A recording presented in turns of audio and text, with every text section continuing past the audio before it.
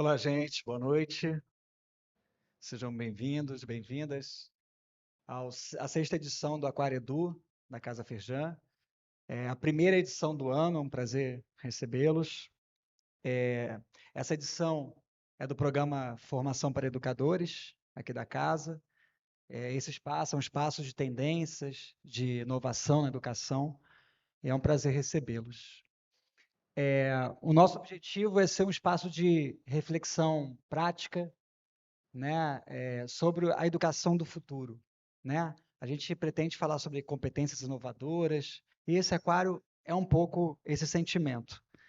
E a gente trabalha com alguns temas que a gente considera fundamental, e um deles está aqui hoje no aquário, que é a sustentabilidade, metodologias ativas, abordagens STEAM, transformação digital e diversidade. E aí eu queria dizer para vocês que a gente tem alguns produtos, né? Porque o nosso foco é a educação continuada. Além desse aquário, a gente tem os cursos de formação continuada, que tem oferta contínua ao longo do ano, são cursos gratuitos.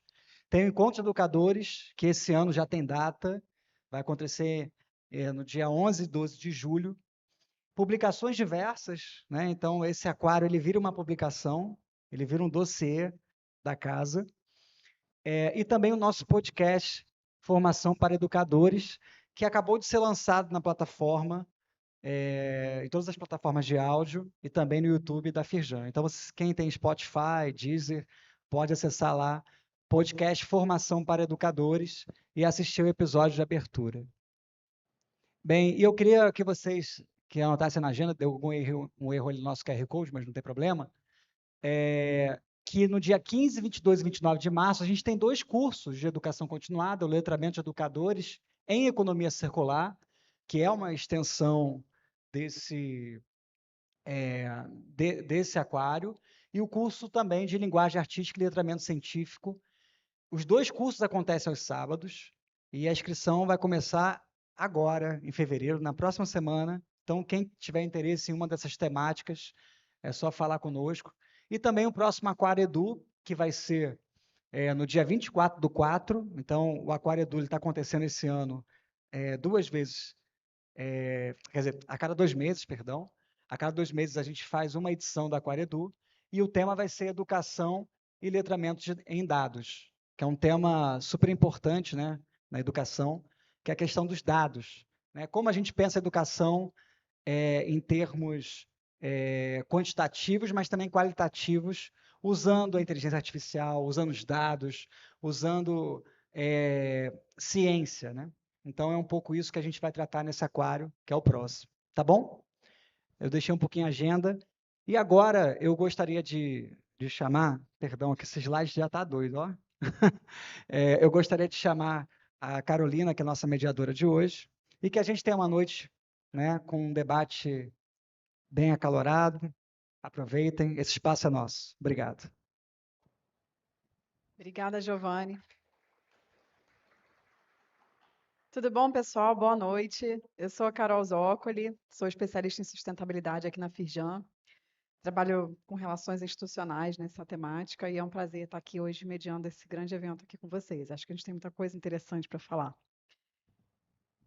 Vocês estão vendo, eu fui brindada aqui com uma grande preparação para a gente não perder a ordem das nossas coisas. Primeiro eu vou me apresentar, me autodescrever, sou uma mulher branca, de baixa estatura, uso óculos, estou usando um vestido preto com uma estampa de peixe branca. Eu gosto muito desse vestido. Bom,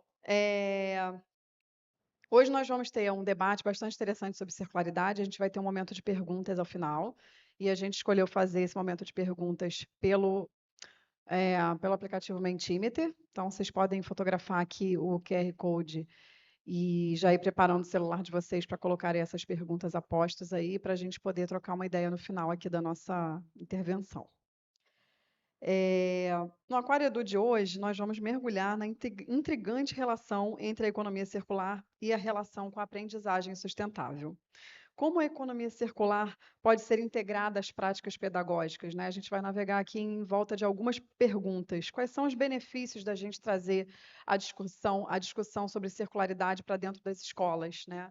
E quais são os desafios também de fazer isso?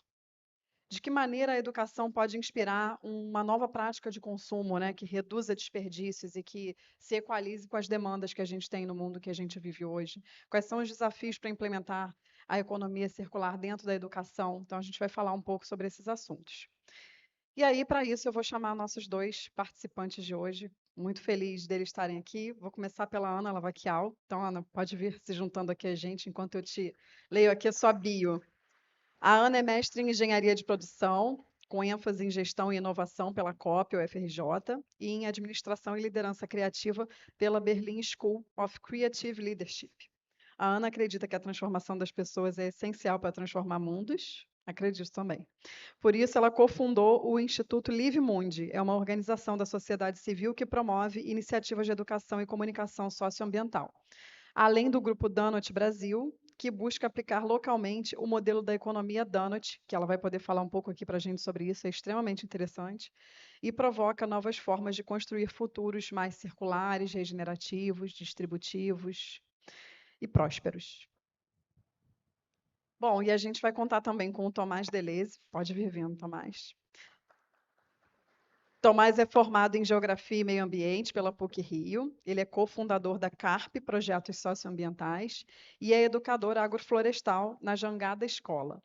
Ele busca contribuir com a transição para uma cultura sustentável e ecológica, o que é absolutamente necessário nos dias de hoje, realizando projetos de podas arbóreas, produção agroflorestal sintrópica, educação ambiental, através de várias modalidades, consultorias, cursos, oficinas, palestras, projetos sociais. Então, ele tem uma baita experiência nessa introdução da circularidade dentro das práticas educacionais, e é isso que a gente vai ouvir um pouquinho aqui hoje. Bom, gente, é um prazer estar aqui nesse painel com vocês. Eu agradeço por vocês terem aceitado o nosso convite.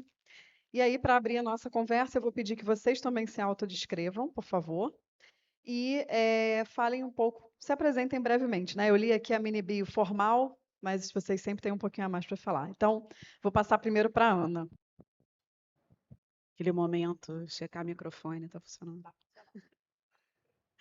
Eu sou uma mulher morena, acima dos 50, estou vestida de preto e com colar de semente de jarina, já em sintonia com o nosso tema. Eu me olhei no espelho e me senti meio Fernanda Torres, assim, hoje, meio Eunice Paiva. E estou muito feliz em estar aqui. Acho que educação é a semente de tudo e eu fico feliz aqui em estar ajudando a nutrir um pouquinho o repertório de vocês. Obrigada, Ana. Foi? Tá. Tomás. Oi, tá ligado. Eu sou Tomás Deleuze Mendonça, muito prazer. Eu sou um homem branco, alto, de alta estatura, tenho voz grave, tô com uma calça, vim já preparado um pouquinho para esse frio, apesar de a gente estar vivendo um calorão no Rio. Tô com uma camisa colorida, da cor verde, branco, e aí verde para mim é uma cor muito importante, que tem a ver com a natureza, com a floresta. É uma cor que me acompanha muito. E para mim é um prazer estar aqui, obrigado, Carol, pelo convite. Prazer estar com a Ana aqui também, que a gente já conhece de outros movimentos. E eu sou geógrafo, formado pela PUC-Rio, né? Sou professor também de agrofloresta da Jangada Escola. Tenho uma especialização em projetos colaborativos com a metodologia com o Dragon Dreaming. E sou cofundador da CARP Projetos Socioambientais. Desde 2011, nós coexistimos e viemos fazendo projetos socioambientais voltados para a criação de diferentes sustentabilidades, porque cada situação, cada lugar é um lugar, em algumas frentes diferentes: agrofloresta, gestão de resíduos, podas e educação ambiental, que é uma linha, acho que transversal. A gente costuma dizer que é transversal ao nosso movimento, mais do que uma empresa, a gente é um movimento, mas acho que é uma linha transversal à vida. Não à toa, desde que meus filhos nasceram, eu me aprofundei mais ainda na educação, né? Dou aula na escola, na Jangada Escola, que é a escola onde meus filhos também estudam, e eu tenho o prazer de ser pai nessa escola, de ser também professor, educador, de ser o guardião das áreas verdes, né? Então ali tem algumas funções ali, alguns perfis, eu tenho que virar a chave algumas vezes ao longo da minha rotina ali dentro da escola, mas essa é minha família, essa é minha aldeia, e esse caminhar que eu tenho é muito dentro desse meu aldeamento, dentro desse meu movimento com com essas pessoas e com esses processos, com esses movimentos que eu estou envolvido. Maravilhoso. E você trouxe uma dinâmica para a gente começar e aquecer. Vamos fazer ela? Vamos sim. A gente vai botar vocês para se mexerem um pouquinho, gente. Eu vou pedir para a gente levantar um pouquinho. Eu trouxe uma dinâmica que é uma dinâmica simples, algo simples, que a gente está acostumado a fazer, porque a gente passa o dia inteiro fazendo, só que às vezes a gente precisa fazer com um pouquinho mais de calma, né? Cada um de vocês veio de algum lugar, veio de alguma situação, então cada um deve estar em algum ritmo diferente, e é importante a gente entrar numa mesma frequência, no mesmo ritmo, para a gente conseguir estabelecer uma boa conversa, uma boa trocação de ideias. Então, fazer uma chegança que é inspirada em nos aborígenes australianos ou, por exemplo, nos povos originários indígenas, né? Os aborígenes chamam de Pinacarre, os indígenas, algumas etnias chamam de Tequá, que é simplesmente a gente fechar os olhos. Convido quem quiser fechar os olhos, feche. Quem não quiser, escolhe um ponto fixo, olhando para o chão ou em algum ponto da sala, e a gente respirar. Inspirar e expirar. Algumas vezes com calma, só para a gente acalmar o nosso corpo, acalmar um pouco o nosso coração e a gente entrar na mesma sintonia na mesma frequência de conversa.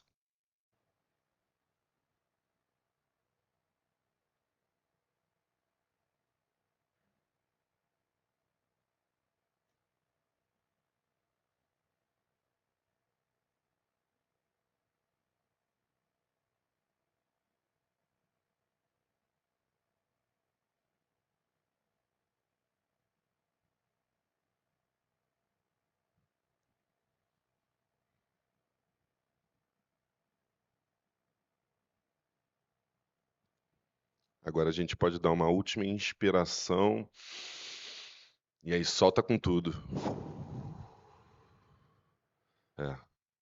Isso é bom, que a gente relaxa o corpo e a gente entra nessa frequência igual. A gente tem mais uma proposta. O aquário ele é inspirado numa dinâmica de roda, né? A gente remete a uma grande roda, né? A gente poder trocar, vocês poderem estar trazendo o tempo todo as perguntas e isso se tornar um grande debate para além de uma palestra, que muitas vezes fica chato de ouvir, né? E eu acho que é importante a troca. E quando a gente faz uma roda, a gente tem que colocar uma energia para a roda, né? Pedir licença para a gente criar essa roda e começar a criar essa frequência. Isso já é uma das coisas que eu vou falar ali na frente, porque da roda ser tão importante, da gente respeitar e ritualizar nesse sentido, né? Então, o que a gente pode fazer agora, já que a gente não pode fazer uma dança, né? A gente não pode fazer uma dinâmica corporal, eu peço para cada um vai receber um post-it, e aí a ideia é que cada um escreva uma palavra de intenção para essa roda, para a gente chegar para a conversa de hoje. Tá? Uma palavra que vocês coloquem como intenção, como objetivo de vocês. Essas palavras elas vão ser expostas ali no final da sala. E aí no final do evento a gente pode ali dar uma olhada nessas palavras.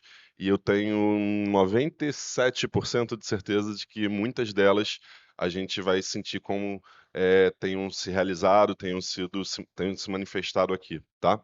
Então cada um vai receber um post-it e eu acho que também vão distribuir uma canetinha, né? Acho que o Giovanni está se encarregando aí de fazer essa distribuição. Eu quero receber também, que eu quero escrever minha palavra também. Eu ia perguntar isso também, se a gente também recebe. Também. Obrigado. Quero fazer a minha palavra. Obrigada, Tomás. Eu acho importante a gente se conectar aqui antes da conversa e essa coisa da gente entrar na mesma vibração é importante, porque, de fato, cada um teve uma jornada no dia de hoje até chegar aqui, né? E às vezes a gente é tão fácil a gente se desplugar, né? Então a gente se reconectar é muito importante e essa troca é fundamental. Obrigada, viu? Vamos falar um pouquinho do que a gente vai falar hoje, então? Vamos entrar aqui no debate, né? Integração da economia circular nas práticas pedagógicas. Então, nós vamos explorar como os conceitos de economia circular podem ser incorporados ao currículo escolar, para começar, e às atividades educativas, né? São duas coisas diferentes, mas que estão totalmente interconectadas. O que isso vai passar por onde? Isso inclui a criação de projetos que incentivem o combate ao desperdício, né? O foco no necessário, a reutilização de materiais, o compartilhamento e o aproveitamento de espaços, o aproveitamento de produtos e materiais, a redução de resíduos, além de promover uma mentalidade de sustentabilidade entre os docentes e os alunos e alunas. Isso inclui ainda a importância de contar com soluções e produtos produzidos localmente, né? Então, como é que a gente está falando do local dentro dessa realidade tão global que a gente cada vez mais está, né, enfiado. Para a gente chegar lá, aí eu vou precisar da gente fazer aqui um alinhamento inicial e eu vou pedir ajuda da Ana para isso, viu, Ana? Vamos começar com você apresentando um pouquinho aqui para o pessoal o que é a economia circular, do que a gente está falando, né? Só para a gente alinhar nosso conhecimento aqui Vamos embora. e direcionar a energia. Então, fica à vontade, Ana. Dá para botar o meu primeiro slide, por favor? O segundo, na verdade. Antes do slide, eu estava lendo ontem, me inspirando, fiz um super dever de casa, e eu acho que não termina por aqui. Já digo que vocês podem entrar em contato comigo a hora que vocês quiserem. Não, o anterior, isso. Eu estava lendo o Ferreira Goulart, eu não sei se vocês sabem que ele era o poeta do espanto. E ele dizia que ele precisava de espantos para poder criar as poesias dele. E eu acho que a gente está vivendo um mundo tão espantoso, com tantos espantos aí, que a minha expectativa, no fundo, para esse encontro é que a gente transforme esses espantos nas poesias dos educadores, né? E eu queria começar dizendo que eu acho que a escola, ou os ambientes de aprendizagem, não apenas escola, eles são muito sinais dos seus tempos, eles são símbolos dos seus tempos. Então, tem uma expressão que eu adoro, que é o espírito do tempo. E a gente é uma consequência, um indicador, na verdade, de como a gente está preparando, sobretudo os nossos jovens, para enfrentar os desafios daquele tempo, já sabendo que eles são muito contundentes, são muito graves, são muito complexos. E para desafios complexos, a gente não há soluções simples, né? São soluções que passam por um pensamento sistêmico, por perguntas abertas, por curiosidade, por criatividade, por um pensamento crítico.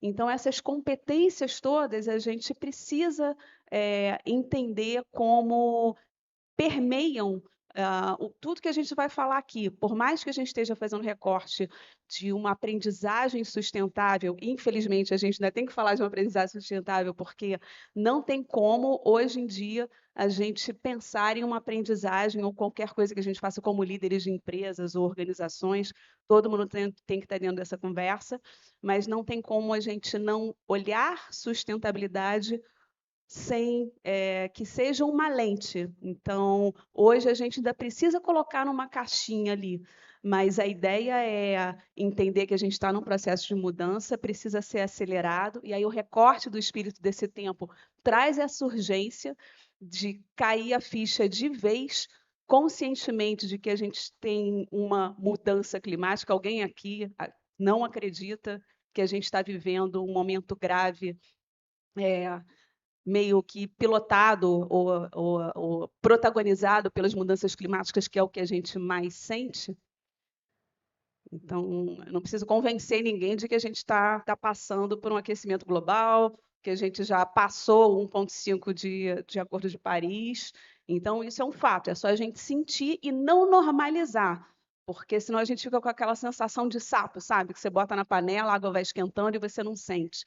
Então, a água quente precisa ser um espanto para a gente transformar, não é para desanimar. A gente vai ter um monte de sugestão aqui, bacana, porque eu acho que a esperança é desenvolver as capacidades nessas nossas crianças, nesses novos jovens, de mudar o modelo mental, porque só assim a gente consegue promover grandes mudanças, em vez de apenas reagir à água que está quente. Isso não cabe mais. As decisões que a gente está tomando agora, como educadores, como pais, como executivos, como formuladores de políticas públicas, elas são muito importantes e contextualmente decisivas para esse futuro que a gente está desenhando aí para os nossos jovens e que espero que não seja tão hostil quanto parece, porque o mundo como a gente conhece hoje já não existe mais. Então, e é difícil isso, né? Porque a gente tem um recorte muito para a gente mesmo de curto prazo.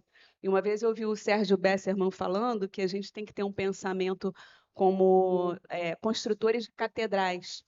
A gente não vai ver o final, mas a responsabilidade da gente é promover essa educação inclusiva. A gente está falando em DEI, inclusiva, ética, sustentável, enfim, para esses jovens, para que a gente crie hábitos, que crie cultura, e a gente não se espante com as mesmas coisas que hoje a gente está vendo acontecendo. Então, existe mudança climática, ela está acontecendo, é uma lente, a gente precisa mudar nossos hábitos, e como toda grande mudança, pode mudar, por favor. A gente precisa de um novo glossário, porque o que cabe hoje na gente, a realidade a gente precisa questionar o que está posto, né?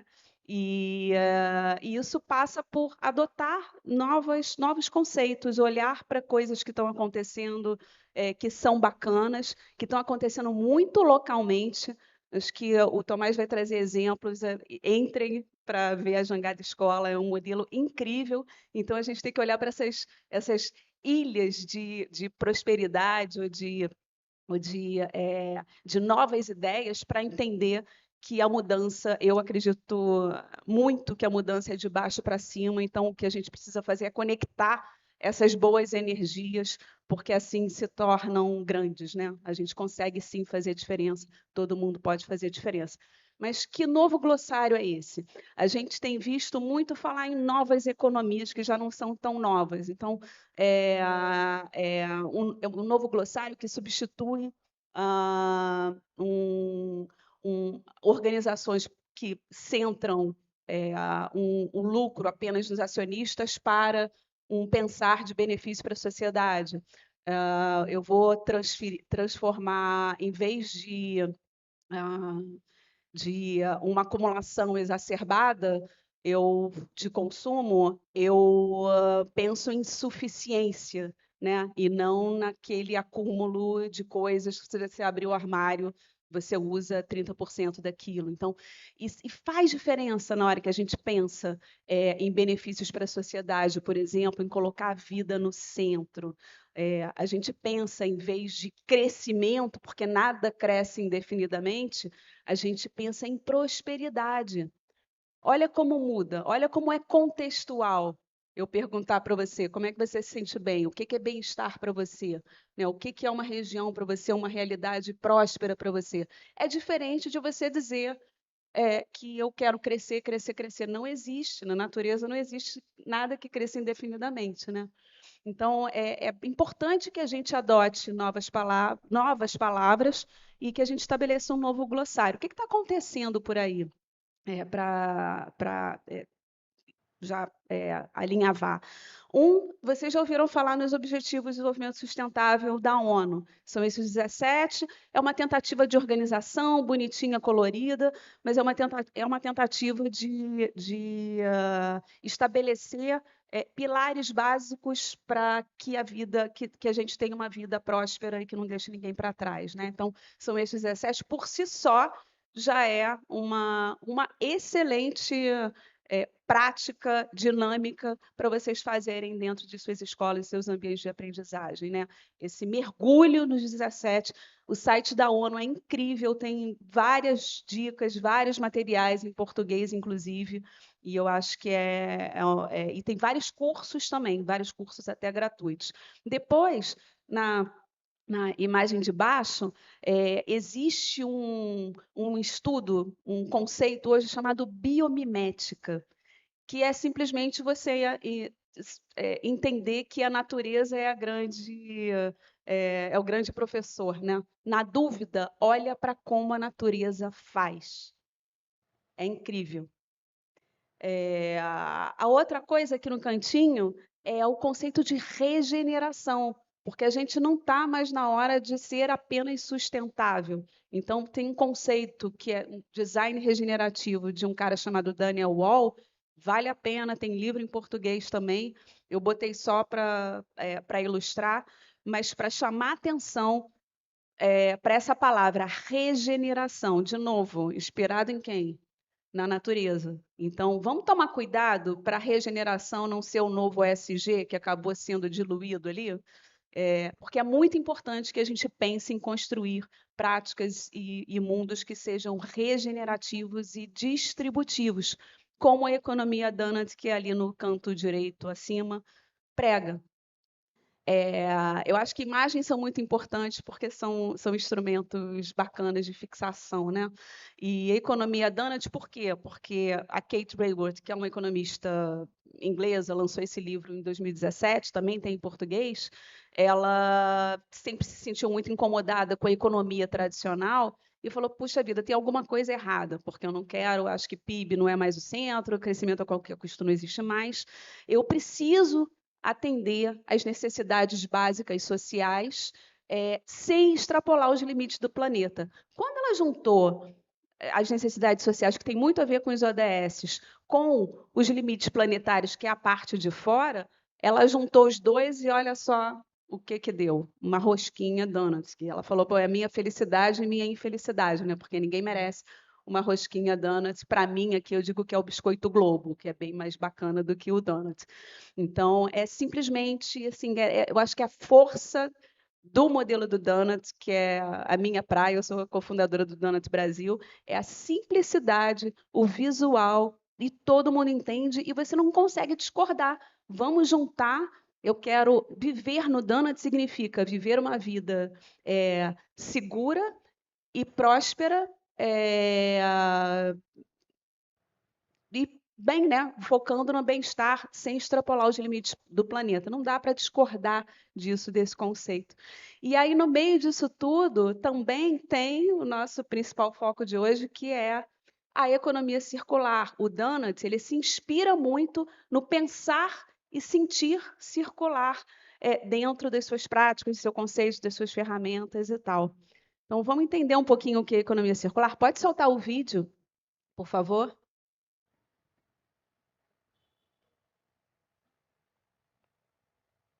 Living systems Tá have sem been som. around for a few billion years and will be around for many more. In the living world, there's no landfill. Instead, materials flow. One species' waste is another's food. Energy is provided by the sun. Things grow, then die, and nutrients return to the soil safely. And it works.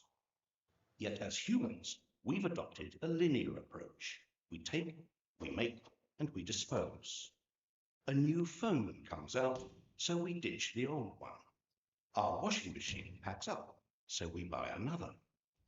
Each time we do this, we're eating into a finite supply of resources and often producing toxic waste. It simply can't work long term. So what can? If we accept that the living world's cyclical model works, can we change our way of thinking so that we too operate a circular economy? Let's start with the biological cycle. How can our waste build capital rather than reduce it? By rethinking and redesigning products and components and the packaging they come in, we can create safe and compostable materials that help grow more stuff. As they say in the movies, no resources have been lost in the making of this material. So what about the washing machines, mobile phones, fridges? We know they don't biodegrade. Here, we're talking about another sort of rethink, a way to cycle valuable metals, polymers, and alloys, so they maintain their quality and continue to be useful beyond the shelf life of individual products. What if the goods of today became the resources of tomorrow? It makes commercial sense. Instead of the throwaway and replace culture we've become used to, we'd adopt a return and renew one, where products and components are designed to be disassembled and regenerated. One solution may be to rethink the way we view ownership. What if we never actually owned our technologies? We simply licensed them from the manufacturers. Now, let's put these two cycles together. Imagine if we could design products to come back to their makers their technical materials being reused, and their biological parts increasing agricultural value. And imagine that these products are made and transported using renewable energy. Here we have a model that builds prosperity long term. And the good news is there are already companies out there who are beginning to adopt this way of working. But the circular economy isn't about one manufacturer changing one product. It's about all the interconnecting companies that form our infrastructure and economy coming together. It's about energy.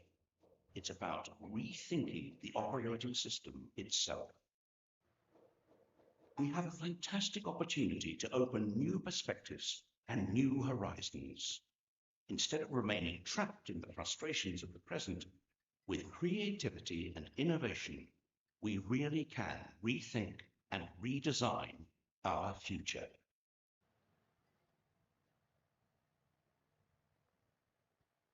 Deu para entender, né? Só voltar no slide e a gente passa para o Tomás, é isso, é muito contrapor essa lógica do produzir, consumir, descartar, produzir, consumir, descartar. É entender que o lixo é um erro de projeto. Então, tem muito a ver com design, como a gente pensa as coisas. Economia circular geralmente é conhecida, se vocês botaram lá no Google, no ChatGPT, você fala muito nos R's, né? São os 5 R's. O primeiro R, no fundo, não é o consumo. O ideal é que você repense o consumo, eu vou recusar, né? Esse é um primeiro R. Depois eu tenho repensar o processo produtivo, alternativas materiais, eu posso produzir de outro jeito, sempre no sentido de minimizar os resíduos. Depois, reduzir, reutilizar e reciclar. Economia circular não é o reciclar, que é o que fica mais na nossa cabeça apenas. Reciclar é o último recurso para a gente tentar manter aquele produto ou aquele serviço dentro desse círculo aí. Então, esse é um infográfico também bacana. Né, um círculo, na verdade, uma espiral é um mundo. Então, é isso. Muito legal, Ana. E é interessante você ter falado sobre essa questão do repensar e do reciclar como o último recurso, né? Porque quando a gente se depara com a questão da sustentabilidade, da circularidade, eu acho que a primeira coisa que a gente que está interessado nessa pauta precisa entender é que isso vai demandar um pouco de tempo da gente, né?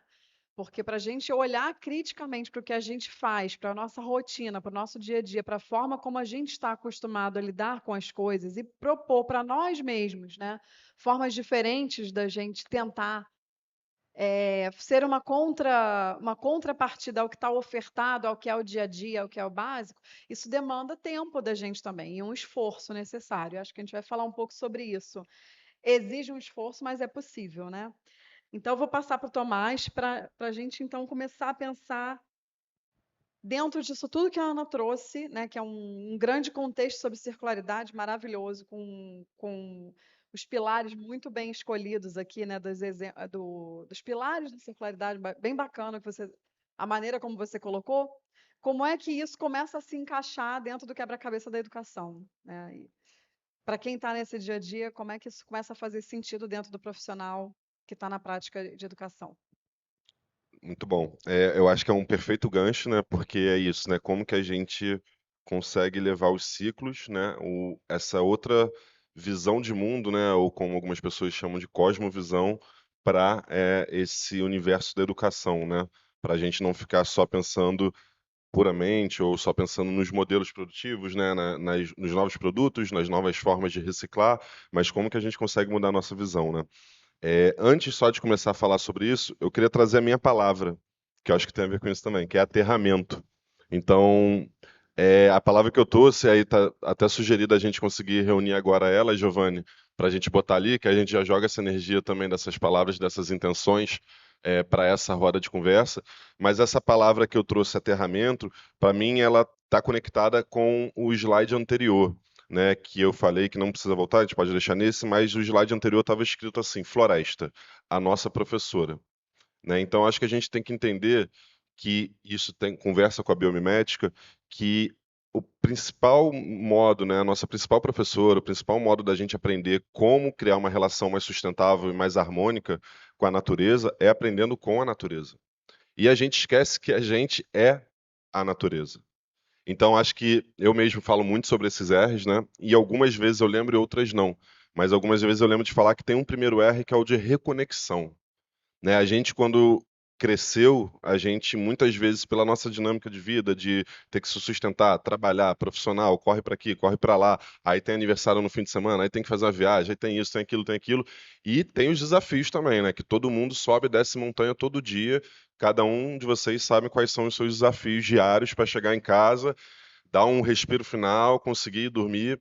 Não é fácil, não é uma caminhada tranquila, não necessariamente é o tempo todo, mas ela é uma caminhada que ela traz um sentido de que a gente muitas vezes não consegue perceber nessa jornada louca que a gente é natureza, que a gente tem que parar e respirar que nem o vento está batendo e balançando as folhas. É nessa hora que você pega e respira junto. Né? Hoje estava mó calorão, né? Eu fui atravessar a rua com um dos meus filhos que tá aqui, e aí ele tava sem camisa, aí bateu uma brisa, eu falei, vai, Gil, agora para e abre o braço, agora vai com tudo. Né? Aí ele parou aqui. Aí ele ficou pegando o vento, porque são nesses momentos que parecem que não são os principais momentos, são nesses detalhes que a gente consegue essas viradas de chaves de reconexão. E a gente consegue se sentir um pouco natureza de novo. Né? Eu trabalho hoje em dia essa reconexão em duas frentes muito fortes, e principalmente hoje em dia na frente de educação.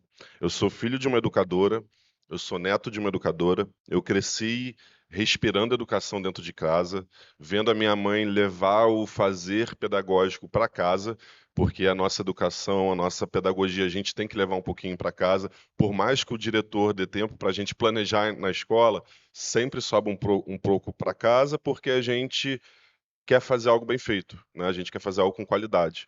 E eu respirei isso, né? Eu cresci na sala que ela dava aula, eu cresci na sala de direção que ela já participou, então eu cresci respirando aquilo. E em algum momento eu aprendi a estudar, eu aprendi que eu poderia aprender se eu ensinasse. Eu me peguei fingindo que eu estava ensinando para os outros. E aí, sem perceber, eu fui escolher geografia para fazer na PUC. E aí, geografia é um campo de estudo que a gente ensina, então eu não pensei duas vezes em fazer licenciatura também, me formar como professor. E quando eu vi, a minha vida me conduziu para criar um movimento, que é a CARP, que tinha educação como linha transversal. E aí, os meus filhos nasceram e eu fui dar aula na Jangada Escola. E aí, quando eu vi, eu me consolidei de fato como professor, sem necessariamente ter planejado isso na minha vida, mas a vida me presenteou como o principal trabalho atualmente que eu faço é estar na educação. E quando eu trabalho com criança, e eu também dou aula para adultos, também faço formação com adultos, né, com pessoas mais velhas, com os anciões, né? Quando a gente tem pessoas idosas, é excelente, porque esses são as pessoas que são os verdadeiros anciões e as anciãs, né, que podem trocar e ensinar muito para a gente. Mas hoje em dia eu trabalho muito com as crianças. Eu dou aula para os meus filhos e dou aula para mais de 100 crianças, né, ao longo do ano. E com as crianças é muito bom, porque as crianças elas não se desconectaram ainda. E acho que isso é fantástico. Então, com o jardim de infância, a gente tem que aprender. A gente estava até falando isso, né? O Giovanni falou dessa referência, e com o jardim de infância, talvez esteja aí uma das chaves para a gente virar, né, o nosso sentido e conseguir essa reconexão que nos conecte aos outros R's da economia circular. Porque a partir do momento que a gente cria um processo educacional no ensino infantil ou no ensino fundamental básico, no primeiro ensino fundamental, que é o momento de alfabetização das crianças, ou no momento que as crianças estão se identificando enquanto pessoas no mundo, se desconectando daquele porto seguro da mãe e do pai, ou dos responsáveis que estão com ela, ou das mães ou dos pais que estão com ela está nesse momento se colocando no mundo. E se nesse momento que ela se coloca no mundo, ela tem a possibilidade de não se desconectar dos ciclos mais básicos da vida, é fantástico. Então, a minha missão enquanto professor agroflorestal na Jangada é trabalhar uma das frentes fortes da Jangada, que é a ecologia. A Jangada Escola ela tem uma frente muito forte que é de letramento racial, de trabalhar o letramento racial e a gente conseguir transformar a nossa sociedade, e aí a gente, né, eu digo, eu enquanto pessoa branca, a gente tem um papel de transformar todas as questões que foram criadas, e ela faz esse letramento para a comunidade escolar, para as crianças, né? E ela também tem uma frente muito forte em literatura e na ecologia. Eu, dentro dessa frente da ecologia, trabalho com a educação agroflorestal.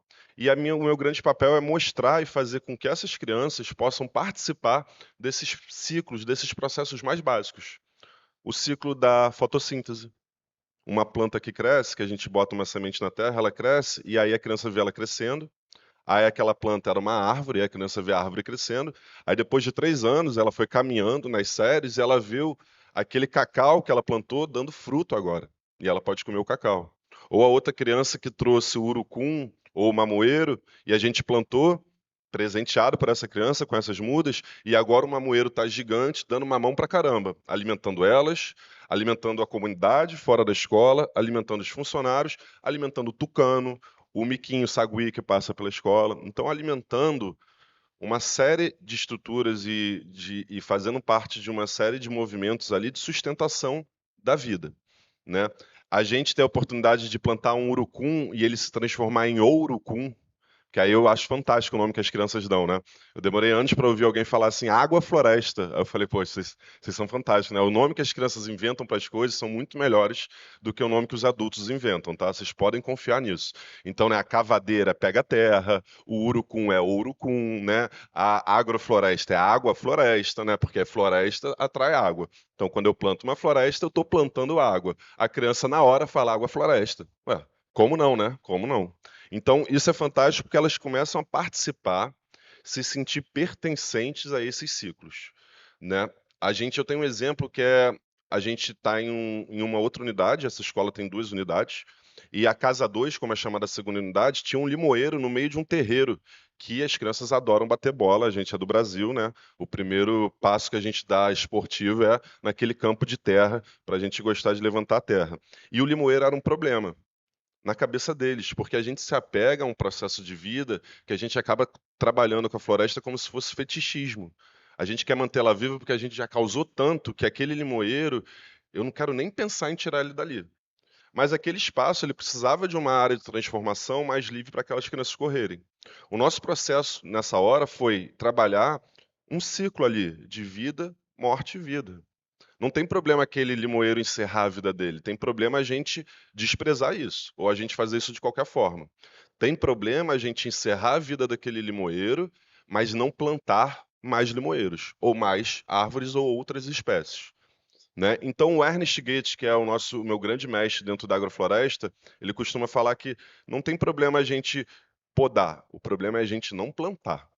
Né? E aí a gente fez isso. A gente foi naquele limoeiro, a gente foi cortando, tirou ele, eles agradeceram, levaram aquele limoeiro para uma área de compostagem e a gente seguiu plantando outras coisas e eles seguiram felizes. Né? Então, isso é muito importante, porque eles participaram naturalmente de um processo de começo, meio começo.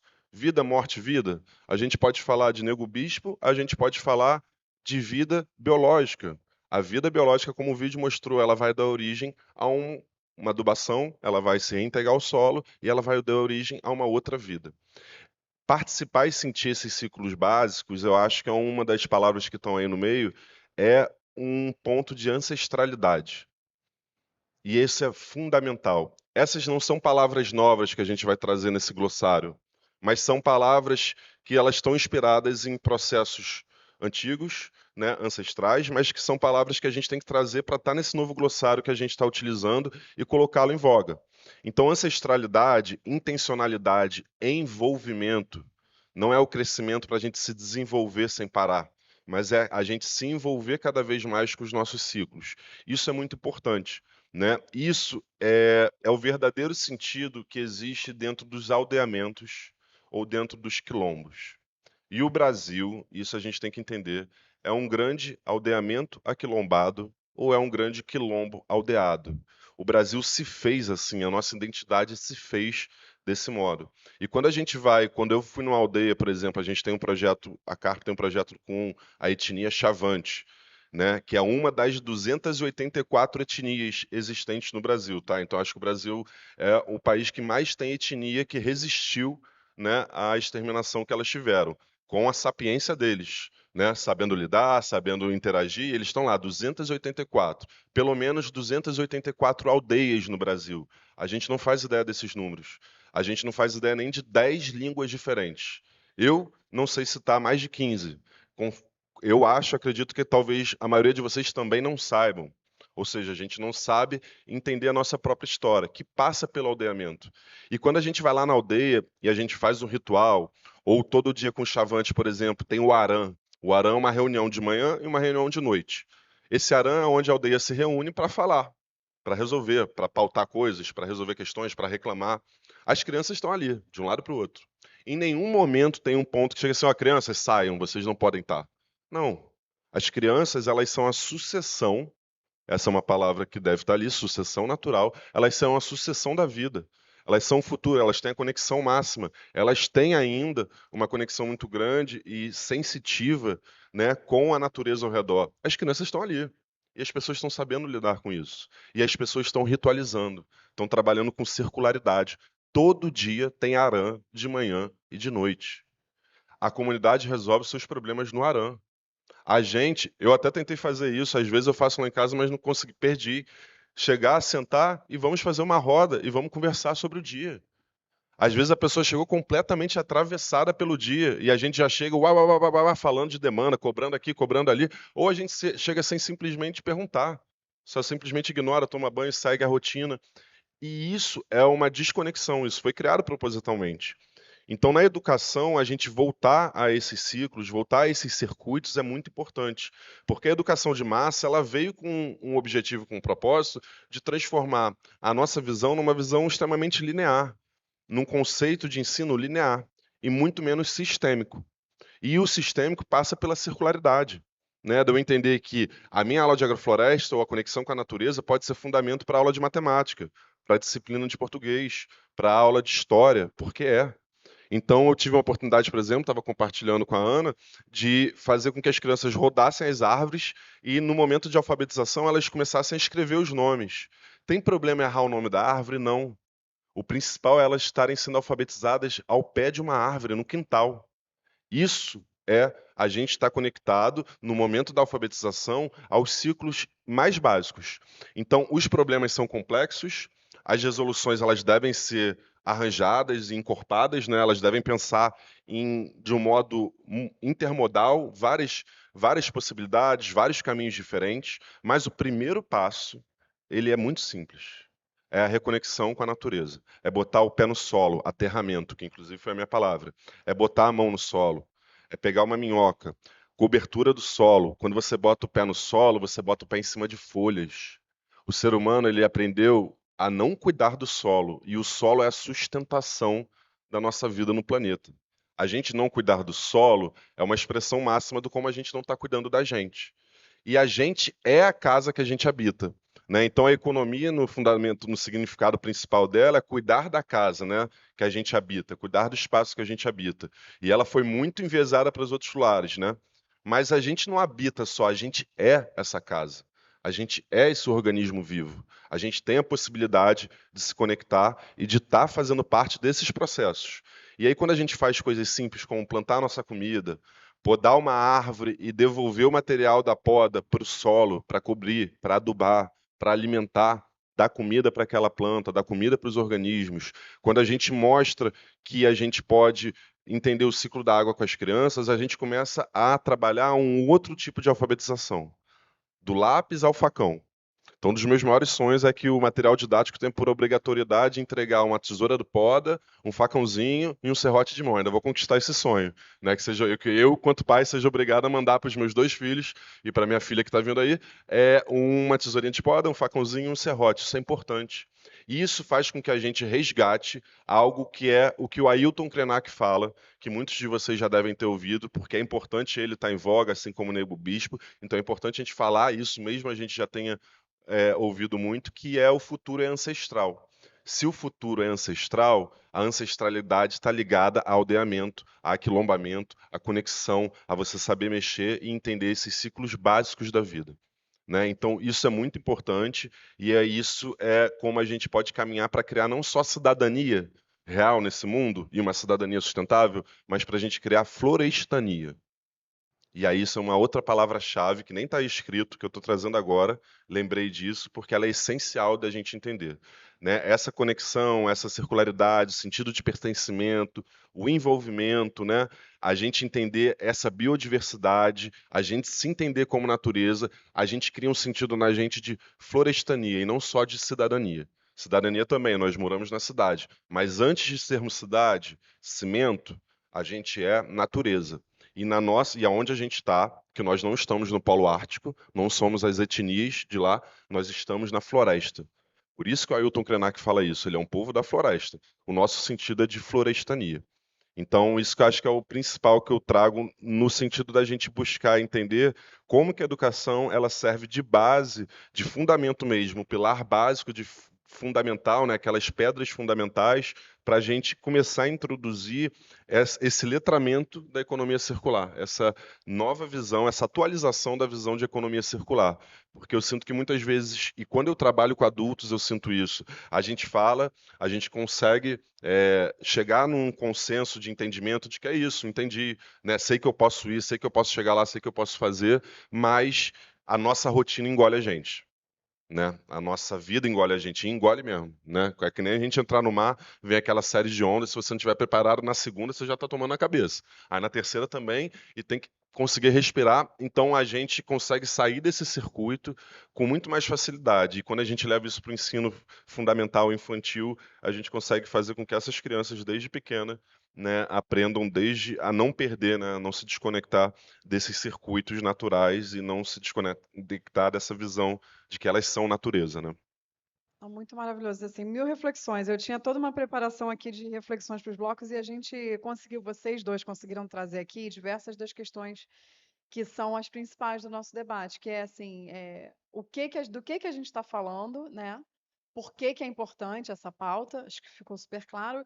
E como que conecta essa pauta com que público, em que momento? E eu acho que você trouxe uma leveza muito grande de que é, é, é no dia a dia que você vai construindo essas reconexões. Ela não está dentro de uma disciplina específica, né? Ela não é um trabalho de educação ambiental isolado ela é a vivência escolar, né? Dentro da vivência escolar é possível encaixar esse movimento.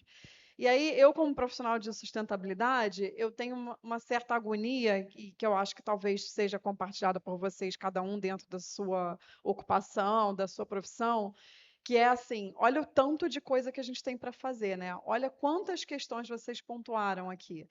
As necessidades intergeracionais, a questão climática, os desafios planetários, né? A dificuldade da gente trazer essas temáticas para um público mais vivido versus a facilidade de trazer para um público infantil e mais jovem. Todos os desafios que passam no dia a dia de qualquer profissional, né? Então, eu como profissional de sustentabilidade, assim, eu às vezes paro e penso, meu Deus, tem 1 milhão de coisas que precisam ser feitas, né? E aí dá uma certa paralisada, que você fica assim, cara, eu não vou nem começar, porque não vai ser possível. Ah, obrigada, Giovanni, porque eu já ia pular a parte do QR Code. A gente está botando de novo o QR Code das perguntas. E aí, porque algumas pessoas chegaram um pouquinho depois, que a gente tinha passado logo no iniciozinho. E aí, assim, não só perguntas, mas também, às vezes, reflexões que vocês tenham sobre o assunto. Porque, às vezes, não tem diretamente uma pergunta, mas, sei lá, surgiu uma reflexão na cabeça que vocês querem compartilhar, a gente usa isso para dar progresso aqui na conversa. Mas a gente, às vezes, fica paralisado, né? Então, eu acho que essa próxima rodada aqui de falas, talvez eu gostaria que a gente discutisse um pouco como encaixar uma semente, né, de uma proposição nova que trabalhe circularidade com alunos, com a própria comunidade escolar, de forma que a gente não se sinta tão pressionado a fazer uma coisa absolutamente grandiosa, mas que dê um passo. Né? Então, acho que. E aí tinha 2 perguntas aqui que eu acho que a gente pode juntar com essa demanda aqui reflexiva, né? Então, vou voltar para a Ana, né? Ana, assim, você vai precisar falar de donut, tá? Acho que você mostrou ali né, a simbologia, e é muito apaixonante mesmo falar, né? Que a gente tem um mínimo a se fazer e um máximo de como chegar nesse mínimo, né?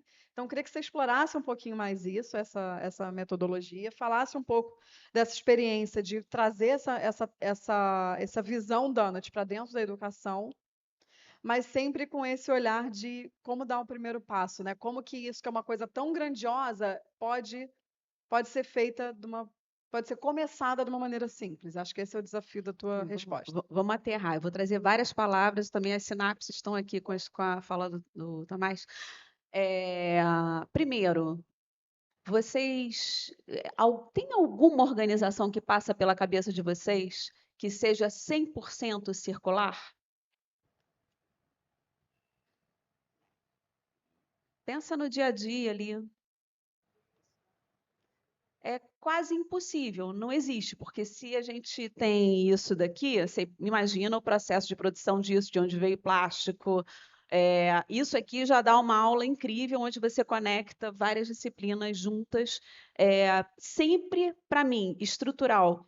Pensar no processo, no ciclo como um todo, inclusive na consequência, que a gente hoje conhece. A gente não pode dizer que a gente é ignorante sobre o que isso aqui causa no fim do ciclo de vida dele.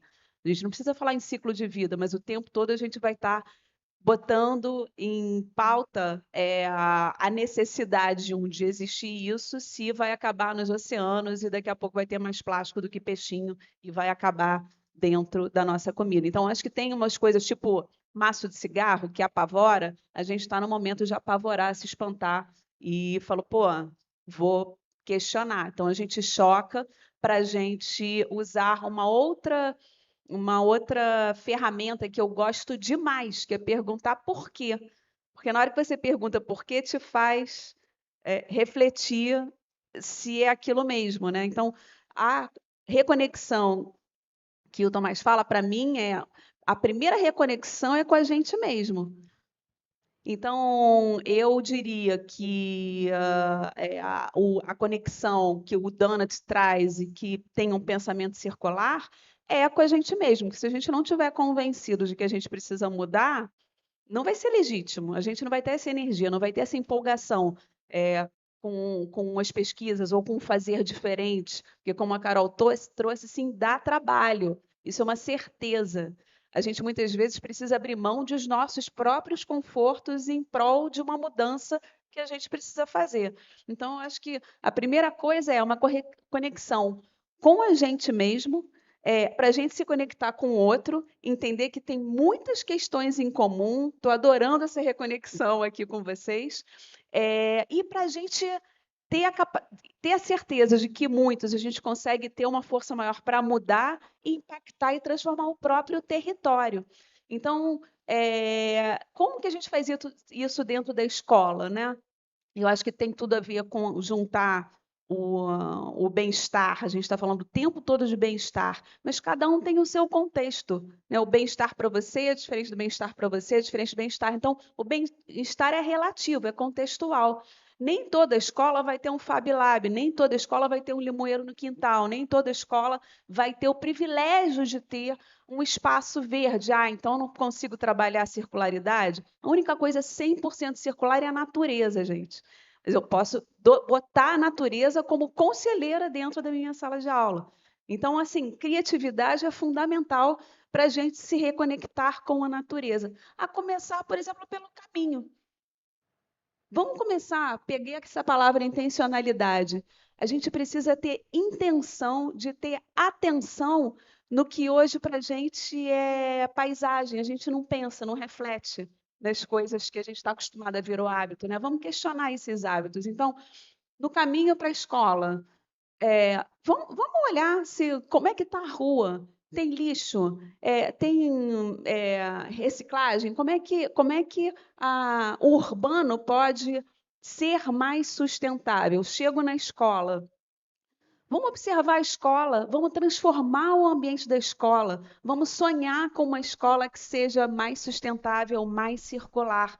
E com a intencionalidade da gente observar criticamente um lugar que a gente está todo dia, com potencial de transformação e com pequenas coisas, que seja, eu tenho uma caneta, um lápis.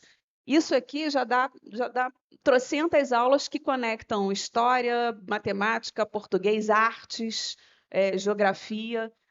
Só de eu olhar para o material e entender o ciclo dele, desde a extração até o descarte, eu já consegui conversar e tangenciar várias coisas ali. Se eu tenho a sorte de ter um limoeiro no meu quintal, eu tenho uma aula de matemática inteira ali contando folhas, ou acho que, sobretudo, ter contato com o tempo das coisas, né? Então, reduzir a ansiedade, eu não estou falando de a tecnologia muito útil para a gente falar outras linguagens e se conectar com eles, encantar, trazer gamificação para os processos de aprendizagem, mas eu acho que tem uma redução de ansiedade ali, que é você observar a natureza e saber que ela tem um tempo dela. Não adianta eu querer que o limoeiro cresça em um dia, porque não vai acontecer. Então, eu acho que essas capacidades socioambientais, elas são socioemocionais, elas são fundamentais para a gente provocar a reconexão com a gente mesmo, com o outro, com o território, entendendo que a única coisa 100% circular é a natureza. Por isso a gente está falando tanto de natureza. Na dúvida, olha para como a natureza faz. Ela não desperdiça energia, não existe conceito de lixo, ela é autônoma em se cuidar, e a gente está ali estragando a parada dela, né? Então, se a gente se entende como a natureza, o Donut, ele assume que a vida está no centro. Então, a gente é biocêntrico. Como a educação pode ser mais do que ambiental, como a educação pode ser, de fato, biocêntrica. Porque quando a gente coloca a vida no centro, entendendo que a gente faz parte dela, a nossa própria noção de economia, a gente estava falando, ela se expande. Então, todas as imagens que você trouxe, não é o capital que está no centro. Parece que é, mas não é. Né? Se a vida está no centro, os propósitos das escolas, dos serviços, da economia, das organizações, têm a ver com benefícios para a gente, para a sociedade e para a vida como um todo. Isso está dentro de arranjos familiares, de outros valores, de valores invisíveis. Então, foi muito bacana quando o Enem, no ano passado, foi sobre o trabalho invisível doméstico, né? Se não é o trabalho não remunerado, e olha o valor, que nem sempre é financeiro, eu acho que isso é fundamental, porque o valor é contextual, então, tem a ver com acesso, não tem a ver com posse. Eu entro aí em práticas que podem ser práticas escolares, que são circulares e sustentáveis, de você pensar, por exemplo, no reaproveitamento de materiais. Meus filhos já estão grandes, mas, cara, que insanidade é essa a lista de final de ano? Quantas coisas você pode aproveitar, você pode ter uma bolsa, você pode promover uma economia colaborativa a partir de um ambiente que tem a ver com confiança e com segurança. Isso sim é você pensar fora da escassez, é pensar na abundância, é pensar circular. Aquilo que serviu para um não vai servir para outro. Olha o Depar aí, a gente já tem tecnologia para isso, né? Usar materiais de segunda mão, ter uma bolsa colaborativa dentro da escola no espaço físico, promover trocas. O que acho que o Joãozinho 30 que falava que não há lixo, né? Há o que eu não preciso, mas o outro precisa. Então, promover esse match, essa articulação que é a base da economia colaborativa, uma coisa que não serve mais para mim, serve para você, mediado pela escola, é fantástico. Então, a primeira coisa é ter intenção de ter atenção no seu percurso diário. Conexão com você e com o ambiente também. Chegar na escola e ter a intenção de olhar para as demandas, idealmente com uma intenção maior da escola. Eu acho que isso tem a ver não apenas com os educadores e com os alunos, mas com as famílias, com esse ecossistema expandido, com os funcionários, para respirar uma intenção de ter uma escola sustentável e circular. E daí a gente vai percebendo demandas de transformar essa escola num ambiente que tem a ver com lixo zero. Tem um movimento incrível chamado Escola Lixo Zero, uma certificação, e você vai colocando ali intenções de projetos articuladores, colocando desafios interdisciplinares, porque o que a gente está falando é de uma mudança que é sistêmica, né? Ela é aberta, ela não tem respostas, né? Na verdade, é mais útil que você faça perguntas e que essas perguntas sejam originadas dos próprios educadores, dos próprios alunos, para esses projetos serem comuns e articuladores, envolvendo, engajando, motivando, eu acho que toda a comunidade escolar. E isso tem absolutamente tudo a ver com o Donut. Como uma escola pode viver no Donut? Eu acho que começa pelos próprios educadores entenderem que faz sentido. E essa consciência começa por quem está lá legitimamente tentando levar, pesquisar, motivar e entender que tem sempre alguma coisa que se pode fazer, qualquer que seja o ambiente. Acho que todos somos, não sei se vocês lembram do MacGyver, é uma coisa muito da minha época, assim. Mas para o MacGyver não tinha mimimi, né? Se ele tinha ele faz uma leitura, ele faz um scan do ambiente dele, de todos os recursos que ele tem, e são aqueles recursos que ele vai fazer com chiclete, com clips, ele vai fazer uma bomba, assim. Bomba é um péssimo exemplo, mas vocês entenderam, né? Então, assim, é o recurso que está disponível. Ah, mas eu não tenho isso, não tenho aquilo. Cara, vamos lá, é coletivo, porque, além de tudo, a mudança é coletiva. Não adianta que o acesso ao ecossistema tenha a ver com acesso a capacidades, a inteligências, a habilidades, a tempos e tal. Então, eu acho que é essa diversidade de visões, de opiniões, escutando a natureza, se conectando com a natureza, que vai fazer da gente essa jornada de sustentabilidade, circularidade dentro dos nossos ambientes e das nossas jornadas de aprendizagem. Maravilhoso. E uma coisa muito linda e filosófica que você pontuou logo no início da tua fala, né, que é a questão do tempo natural, o tempo da natureza, né?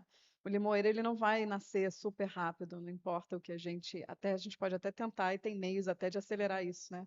Compra da China, Tecnologicamente. não é uma. Mas- Shine não é. Mas como ensinar que o tempo natural não é o nosso tempo, não é a maneira como a gente está experimentando o tempo, não é essa ansiedade, esse frisson de ter que ter tudo na mesma hora, né? Essa reação, né, ante velocidade tecnológica também tem a ver com circularidade, né? E essa coisa do tempo natural versus o tempo que não é natural, esse tempo, a oralidade que a gente criou, né, que está deixando a gente doente. Achei bem legal você mencionar isso e fiquei pensando sobre isso. E o quanto, né, essa cultura da gente também ir contra o que é o esperado faz parte da circularidade. Então, você falou das listas de materiais, e eu estou pensando aqui na lista de materiais que eu comprei para minha filha iniciar o ano escolar. E onde se pedem sempre 4 cadernos, um vermelho, um verde, um azul e um amarelo, de 48 páginas. A gente não acha em lugar nenhum, só acha de 96. Todo mundo fica rodando igual um doido para achar o de 48. No final do ano foram usadas 15 páginas de cada um. E aí, no ano seguinte, se pede de novo e a gente compra, porque a gente está nesse fluxo, né? E aí eu botei num grupo de WhatsApp, né? Quase que eu peguei um estilete, tirei as folhas usadas e mandei o mesmo caderno, mas fiquei com medo de ser julgada enquanto mãe, porque o que se espera é que a mãe forneça material novo para a criança, né? Isso é o esperado. Então, enquanto talvez a gente, enquanto profissionais da educação, enquanto professores e pedagogos e quem está dentro da comunidade escolar, não pode normalizar que não precisa ser um caderno novo. Tire as páginas que foram usadas e vamos usar o mesmo caderno. Afinal de contas, ele tem capa dura, ele está íntegro, ele é plenamente utilizável, né? Então, nessas pequenas mudanças que às vezes um pai, uma mãe precisa também do apoio da escola para fazer diferente, simplesmente porque não é o que está no fluxo. Então, um pequeno exemplo aqui, uma parábola quase, né? E aí, quando eu botei no grupo várias, mas meu Deus, eu pensei a mesma coisa, fiquei com vergonha. Eu também fiquei com vergonha de fazer, achei que iam achar que eu não estava, que eu estava com preguiça de comprar o material. Então, a gente precisa lutar, né, nessas pequenas coisas também, né? Mas muito legal. Eu não resisti a falar aqui da minha, da minha experiência. Tomás, vamos falar um pouquinho de inspiração para consumo responsável. Era um pouco dessa reflexão do próximo bloco, né? Como é que a gente reduz desperdício? Como é que a escola, enquanto uma referência para as famílias e para a comunidade, pode estimular essa nova realidade onde a gente precisa ingressar, mas eu queria que você falasse sobre isso, trazendo um pouco das tuas experiências de práticas de circularidade na educação. E aí, depois disso, a gente já está recebendo algumas perguntas, eu já vou começar a trazer as perguntas da plateia. Só para a gente pontuar aqui a questão do horário, que é sempre bom estar todo mundo na cabeça, a gente vai ficar mais 15 minutinhos, até 15 para as 9, tá bom? E aí vamos tentar explorar aqui um pouco das perguntas que chegaram. Show. Vou tentar falar. Eu sou geminiano, tá, gente? Então eu tenho que me segurar para não falar muito, que eu também estou querendo ouvir as perguntas de vocês, mas tenho vários eus aqui que aí vai falando, né? E eu gosto muito do que eu faço, então eu me empolgo e falo mesmo. Mas acho que como trazer esse consumo consciente, eu acho que é muito isso, que pega o gancho que a Ana trouxe, né? A intenção com uma atenção, né? A gente tem a construção do espaço, da onde a gente está, a partir da nossa intencionalidade, né? Eu sou geógrafo e o maior geógrafo brasileiro, um dos maiores, Milton Santos, ele fala muito sobre isso no livro dele, Na Natureza do Espaço, como que a gente pode criar o nosso espaço a partir das nossas intencionalidades. O espaço é criado a partir das nossas intencionalidades, ele é transformado a partir disso e ele transforma de volta a gente a partir disso. Então, a gente ter muita atenção para isso é muito importante no sentido da gente perceber como que a gente pode fazer o uso, buscar aquele recurso, né, executar aquela ideia, sem necessariamente pensar diretamente em eu tenho que obter algo novo, né? Então, inclusive, eu fiz há um tempo atrás, em 2014, 2013, meus filhos nem estavam vivos, mas eu fiz um projeto com uma amiga que se chamava Novo de Novo. E por incrível que pareça, eu acho que esse nome ainda não está registrado. Então, se alguém tiver uma ideia de projeto de reciclagem, esse nome está para jogo, que é um ótimo nome, Novo de Novo. Você dá uma nova vida a algo que você não precisaria eliminar, como estava mostrando naquele vídeo, né? Então, na escola, ano passado, a gente fez um movimento que era quase que um movimento de resistência à caçula, né? Que era não vamos sair diretamente para a caçula para comprar todas as coisas que a gente precisa para fazer a mostra cultural, para fazer essas coisas, né? Não vamos acessar as lojas de primeiro. Vamos olhar o que que a gente tem aqui dentro, o que que a gente pode reaproveitar, porque cadeiras de madeira se quebram ao longo do ano, né? Portas se quebram, coisas são utilizadas uma vez só e jogam para o depósito. Então você tem quase que dentro do seu local, né, uma visão de reaproveitar, trazer um novo ciclo, sem necessariamente você transformar aquilo em outro objeto, mas você reaproveitar, né, que seria quase o antes da reciclagem, né? Isso eu acho que é muito importante para a gente começar a pensar nessa busca por esses recursos, né? Como que a gente vai consumir. Eu, hoje em dia, dentro desses circuitos, o meu mindset, a minha visão já é pensar nisso naturalmente, né? Isso é um exercício, é a gente trabalhando com isso sempre, né? Eu já passei pela minha fase de ser acumulador, tá? Inclusive, né, tenho questões com a minha, com a minha mãe para a gente não evoluir tanto na acumulação. Eu tenho uma disciplina de no final do ano o que eu acumulei e não usei, eu tiro. Então isso é anual, a limpeza do meu acúmulo, porque eu já me vi, depois de ter acumulado 3 anos seguidos, eu tive que contratar uma caçamba para mandar para uma reciclagem que eu não utilizei nada que eu tinha acumulado, né? Para fazer o móvel, para fazer o objeto, para pensar nisso, para pensar naquilo, né? Então, mas isso é muito importante, porque quando a gente guarda e não sai pensando em descartar, até porque não tem jogar fora, não tem lixo, então eu tenho um produto, eu não vou descartar de primeira, eu vou olhar para aquilo, né, e eu vou pensar como que eu posso utilizar aquilo de outra forma.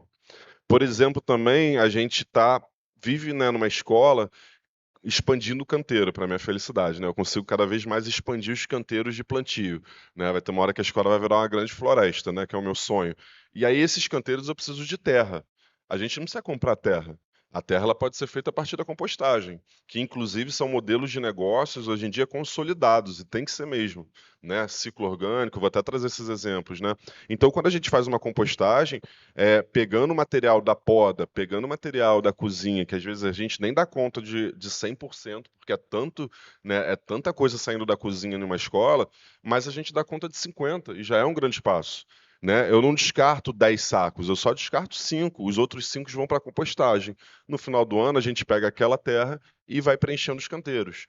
Então, isso é um jeito da gente ir estando dentro desses ciclos básicos, né, trazendo a visão cíclica, né, que é a base da economia circular, ao mesmo tempo tentando diminuir, né, essa pegada de consumo intenso para algo que a gente precisa de novo, né?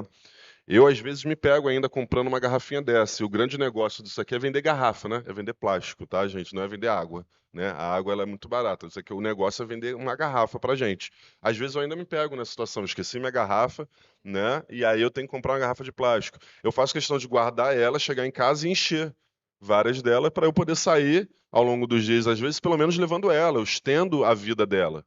Né? Por mais que tenha algum momento que a gente tem que parar, até porque esse material ele começa a se desmanchar e pode fazer mal, e a gente já está com bastante plástico dentro do nosso corpo, né? A gente também tem que olhar um pouco para isso, mas a gente vai estendendo. Então, são essas pequenas reflexões, como que a gente pode fazer, e dentro da educação é trazer esses ciclos, né? O ciclo da compostagem, o ciclo do viveiro, né? A gente se alimentar de uma mão, eu pegar a semente de uma mão, gerar uma muda, aquela muda eu vou poder replantar, e aquela muda cresceu e ela vai me dar mamão. E aí, o tempo das coisas, né? A sucessão natural, ela fala de diferentes tempos de vida. Então, eu estava falando exatamente isso hoje para as crianças, porque há 4 meses atrás a gente plantou uma bananeira com elas, que já está 2 vezes quase o meu tamanho. E desde o ano passado eles estão vendo uma jabuticaba que cresceu 10 centímetros depois de um ano. Porque cada coisa tem o seu tempo de vida. A jabuticaba demora mais para crescer. A bananeira desponta. Aí a bananeira ela é a mãe de todas as plantas dentro da agrofloresta. Aí uma criança me perguntou, e a sumaúma? Eu falei, a sumaúma é a avó, pô. A sumaúma é uma árvore gigante, demora anos para crescer. Ela é a avó de todas da floresta, né? Agora a bananeira, o tempo da bananeira de crescimento, com o tempo do mamoeiro, com o tempo da jabuticaba, esses diferentes tempos fazem com que a gente perceba como que eu acho que a gente pode diminuir, né, e estar mais dentro desses movimentos cíclicos, né, e reduzir esse consumo respeitando, né, esses diferentes tempos. E que não são óbvios, né? Porque se não tem alguém para apontar que existem essas diferenças dentro de uma mesma categoria, né, que é o crescimento da árvore, é muito interessante trazer mostrar a diversidade dentro da natureza também para as crianças, né?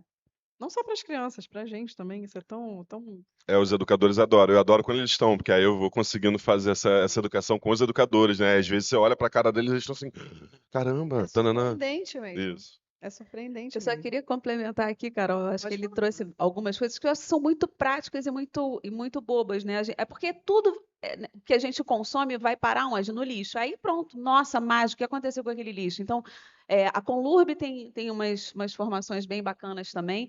E a gente questionar o que está dentro da caçamba do lixo, eu acho que é uma atividade incrível. E muito simples e muito fácil. Então, está tudo ali no lixo misturado, todo lixo é igual. Então, a gente vai fazendo, vai percorrendo esse ciclo do lixo, eu até trouxe aqui, deixa eu ver. Isso aqui é um exemplo de upcycling, né? A gente vai produzindo coisas novas, namorando com artesanato, isso tem valor, pode gerar grana, receita, reduzir custo. Eu fiz uma dinâmica uma vez, que é justamente percorrer, co-construir esse ciclo do lixo com as crianças. Isso eu fiz lá na Penha, numa comunidade bem vulnerável, e é uma coisa que fala para todo mundo. Então, eu acho que é essencial que a gente se conecte com o dia a dia, porque aquilo vai fazer com que retenha mais atenção, e aí as crianças levam esses questionamentos para dentro de casa e são, acho que, guardiões até desses hábitos dentro de casa. Incomoda. Então, acho que olhar para as crianças como os jovens, como influências de sustentabilidade, eu acho incrível, porque reverbera para a família, para os amigos e para a própria comunidade, né? Eu acho que muda comportamentos. Então, eu fiz uma coisa muito simples, que foram esses cards aqui, simbolizando uma lona grande, botei uns velcros atrás, numerei e fui construindo o ciclo do lixo deles, começando por tipos de lixos diferentes. Então, uma banana. O que você faz com a banana? O que você faz com a casca da banana? Então, você percorre um caminho de orgânicos. O que pode terminar? Como é que pode terminar o caminho dos orgânicos? Na composteira, né? Como compostagem. E aí você vem descrevendo esses lixos. É um papel higiênico. Todo mundo tem um rolo de papel higiênico em casa, né? O que você faz com esse rolo de papel higiênico? Você pode reciclar também o ciclo orgânico. Você também pode reciclar, mas pode botar papel sujo? dentro da reciclagem? Não. Então, você vai fazendo essas brincadeiras que estão longe de ser brincadeiras e, no final das contas, você tem um ciclo de lixo com caminhos de escolhas e decisões para dizer, cara, não é uma escolha você incinerar aquilo que você vai jogar fora, né? Porque é ruim para a saúde, porque você não vai deixar acumulado, porque atrai mosquito. Então, olha que atividade, eu digo que são pontos de acupuntura, que atividade integradora de conscientização, porque aquele jovem, aquela criança jamais vai olhar o lixo da mesma forma. Ela vai olhar para as consequências daquele lixo também. Então, acho que isso é fundamental para uma mudança de hábitos e muito simples, qualquer um pode fazer, né? Então, fica essa reflexão aí de olhar o lixo, o ciclo do lixo, como um articulador de projetos articuladores interdisciplinares dentro da própria escola. Essa visão do estoque que você trouxe, Tomás, a gente está com 5 minutos, gente. Eu vou precisar fazer, porque a gente tem 2 perguntas muito legais, eu não quero deixar de fazer. Mas só um comentário. Quando a gente começa a olhar para dentro da cozinha, que a gente se vê, você falou, eu só consigo aproveitar 50%, mas aí é que você teve a noção do estoque que você tem, né? Do volume que a gente gera, das coisas que a gente tem guardadas. Então é muito interessante porque a sustentabilidade, quando a gente busca tomar uma ação, é que a gente vem ter conhecimento com o que a gente está lidando. E aí a gente começa a ter contato mesmo com as Coloca coisas, como né? evidência, faz É um bem desafio lixo interessante. zero na escola, É bem interessante. acumula aquele lixo seco por um mês, mas deixa ali aparecendo para incomodar mesmo e faz um desafio. Como é que a gente consegue reduzir aquilo ali? Semanalmente você vai medindo aquilo Sim. e para tirar do conscientizar, comum, para né? sensibilizar. Tirar do dia a dia, tirar Exatamente. da rotina, né? Incomodar um pouco mesmo. Bom, vamos Vou lá, copiar gente. essa Tem dinâmica. 5 minutinhos finais. Então, assim, tem uma pergunta aqui que é o seguinte: aldear e reconectar com a natureza nas grandes cidades. Como contornar as desconexões violentas que a cidade impõe, não só nas crianças, mas nos adultos e idosos? Vamos Pergunta. falar sobre essa, porque eu vou, e aí a outra eu já junto com as reflexões finais de vocês, mas tem que ser bem cirúrgico. Eu ia falar que acho que passa por ritualizar aterramento, né? A gente acha que às vezes a gente não consegue ou não é tão necessário a gente começar como a gente começou aqui hoje, fazer uma chegança, fazer um ritual de celebração, valorizar a pessoa que está chegando, comemorar o aniversário da pessoa, ritualizar, eu acho que é muito importante, porque pelo menos as experiências que eu tive, que a gente tem com os aldeamentos, é isso, eles não perdem o sentido de ritualização. Para eles irem numa cachoeira, o cacique da aldeia tem que sentir se o guardião da Serra do Roncador deixou e ele tem que mergulhar primeiro, para ele mergulhar, ele tá todo mundo atrás, e eu que não iria mergulhar sem ele falar que não, né? Então, tem um ritual ali por trás que é muito essa ritualização, né? Eu acho que ela é muito importante, assim como o contato com a terra, né? Então, na cidade, a gente pelo menos mora no Rio, a gente tem esse lado positivo, a gente tem muita natureza aqui, né? Eu cresci em meio a um ponto do Rio, em meio à natureza, então isso permite com que a gente esteja no parque, com que a gente vá numa água de uma cachoeira, nem que seja para pegar a água e molhar no rosto. Você pegou a água que está descendo a montanha e está molhando seu rosto. Acho que isso ajuda, né, nesses pequenos detalhes, a você não perder esse grande sentido de aldeamento. Não vai ser o dia inteiro, não vai ser a nossa rotina, que ela é violenta mesmo, né? Mas esses pequenos detalhes, eles são como pílulas que vão dando aquela energia para a gente ir seguindo no dia depois de amanhã e seguindo, e seguindo, seguindo. Vou emendar com a outra, Ana, e aí a gente já embarca na outra pergunta. Tem uma pergunta aqui que foi colocada sobre ter disciplina obrigatória de educação ambiental e economia circular dentro das redes escolares. Só um comentário sobre isso, a gente está no momento agora de elaboração da Estratégia Nacional de Economia Circular brasileira, né? E é um processo que existe possibilidade de participação. Ele é amplamente participativo? Não, como deveria ser, talvez, né? Mas existe uma possibilidade de intervenção. E está se falando muito em como internalizar a economia circular dentro da educação. Então, acho que isso é uma pauta, né? No momento, não é. Também não sei se deveria ser, né? Uma disciplina específica. Eu acho que a questão da integralidade, da integração, da transversalidade talvez seja mais interessante, mas é uma coisa que está pautada. Eu não vou fazer isso como pergunta, vou deixar para a gente conversar aqui no final sobre esse assunto, mas eu quero fazer uma outra, que é um comentário aqui que chegou de um de vocês, que é uma reflexão sobre a ampliação de espaços de convivência entre pessoas e natureza. Então, tem tudo a ver com o que você falou dessa questão da gente se conectar em algum momento, né? Especialmente nas cidades. Estimular e valorizar o coletivo sobre o individual. E a pessoa botou também contribuição com o consumo seletivo. Então, foi a reflexão que a pessoa fez, aí eu queria passar para a Ana elaborar um pouquinho em cima disso. E aí, Ana, já emendar com as suas considerações finais Tá. também. Eu acho que que a gente precisa ser crítico aos nossos espaços, né? O que está dando certo, onde a gente se sente à vontade, quais espaços na própria escola, dentro de casa, qual o espaço mais confortável, onde é que tem aglomeração, onde é que tem um ponto de calor. Mas fazer, sobretudo, perguntas abertas, porque é assim que a gente cria, assim que a gente acessa a inteligência coletiva, que é essencial para promover as transformações que a gente precisa. Respeitar os saberes. Então, quando, né, o Tomás fala de ancestralidade, outras cosmovisões, é isso. O que a gente pode aprender com uma árvore? Isso não é abraçar a árvore, é entender que tem uma inteligência ali, nas raízes, que a gente pode refletir sobre os processos e trazer para a gente como se a gente fosse um fungo, por exemplo. Estou falando sério, é uma rede incrível por baixo da terra, conectada e tem uma inteligência, e a gente não vai estar sendo maluco em trazer a inteligência dos fungos para dentro da sala de aula, né? Então, eu acho que é muito entender que pontos de acupuntura, para a gente também não ficar naquele espalha-água, né, querendo ir mais longe, que pontos de acupuntura, estou falando dentro do ambiente escolar, de processo de aprendizagem, pode formar um desafio mobilizador que vá integrar outras disciplinas, outros professores, os funcionários, a comunidade escolar, as famílias. E, para mim, o Tomás trouxe algumas coisas que eu acho que são muito simples.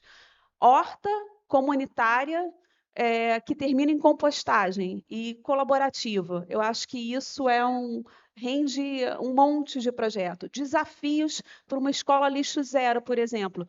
Vai suscitar várias reflexões críticas da comunidade toda, porque vai começar a prestar atenção no que joga fora, no consumo consciente, e vai mudar hábitos e vai formar cultura, né? E eu acho que é olhar na selva urbana, onde que está a natureza mais próxima? Sempre tem uma natureza, um parque, uma praça, um espaço, uma árvore no canteiro, no play, sei lá. Mas tem sempre uma natureza mais próxima onde a gente pode olhar, se inspirar e abraçar a árvore, literalmente. É uma energia boa, e que é uma energia reconexão. E pensar nessa coisa do faça você mesmo, como eu estava falando, eu acho que é um processo de pertencimento e de orgulho da própria escola você entrar e dizer, galera, precisa consertar essa cadeira, a gente precisa de um canteiro aqui, onde é que a gente pode fazer um canteiro, porque a gente precisa ter mais natureza aqui dentro. Vamos fazer, gente? Olha como isso é inspirador para o processo de aprendizagem, para a gente sair dos silos das disciplinas e das matérias e pensar em projetos articuladores em formas de desafios. Eu acho isso incrível, assim, botar a criatividade e olhar para o lado e conversar e dizer, vem cá, vamos fazer algum projeto junto aqui? E dá trabalho. Eu acho que essa principal consideração minha final mesmo, eu trouxe várias coisas aqui, mas certeza nessa jornada sustentável, circular. Dá trabalho. Então, vocês estão batizados, influenciadores, facilitadores, vocês estão aqui é porque vocês estão querendo percorrer essa jornada. Agora, dá trabalho. E é um processo de conquista, né? Conquista de confiança, olhar o que é mais fácil fazer, mostrar o resultado, meio cacarejar o resultado, disseminar as pequenas conquistas, porque assim o bolo vai crescendo, não é de um dia para o outro. Mas agora, no início do ano, super pródigo de pensar em desafios junto com os outros educadores, desafios que são articulados e chegar para a diretoria da escola e falar, olha, vamos tentar, vamos prototipar. Se não der certo, a gente tentou uma coisa diferente aí.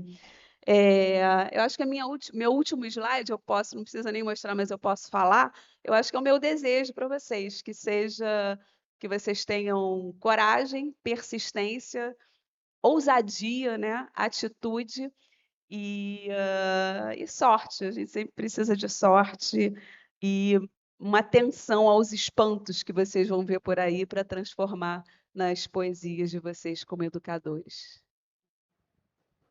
Muito bonito, Ana. Obrigada. A gente não precisa se preocupar tanto com os slides, vocês trouxeram várias referências, aí eu queria só dizer que esse dossiê que é produzido a partir de cada aquário, o Giovanni ele já se comprometeu de trazer essas referências nesse próximo dossiê, então esse material vai estar ali acumulado para o pessoal que está aqui, quem vai ouvir depois a gravação e quem não pôde participar também. Então, está tudo registrado. Tomás, então, só relembrando a pergunta, era a questão da conexão com os ambientes compartilhados, a predominância do coletivo sobre o individual, como é que a gente traz isso para essa discussão e o teu fechamento. Show. Acho que isso é importante, né, quando a gente fala de predominância do coletivo para o individual, no sentido de saber que a gente também está num cenário de cidade que tem uma desigualdade, né, ambiental, socioambiental de inserção, né? Então, a gente está falando de cenário que tem muita natureza, mas tem muitas áreas da cidade que elas de fato não têm tanta facilidade, ou as populações não têm tanta facilidade para estarem diretamente no dia a dia conseguindo se conectar com essas pequenas pílulas, né? Mas eu acho que é importante a gente achar esse ponto, né, esse ponto de conexão. Acho que isso é importante, né? Tinha aquela questão que você colocou, né, de como que a gente pode entender a educação ambiental, economia circular, como disciplinas, mas eu acho que elas passam para além disso, né? Elas podem até começar como disciplinas, mas elas têm que ser o projeto pedagógico desses ambientes de aprendizagem, né? A circularidade, a economia circular e o viés da educação ambiental, enquanto projeto pedagógico, para estar em todas as disciplinas sendo trabalhado isso, né? Eu acho que isso é muito importante e a gente faz com que esses conhecimentos eles sejam transversais, né? Desse modo, a gente consegue mudar a nossa visão para que a gente permita na cidade e na nossa coletividade ter esses pequenos momentos também.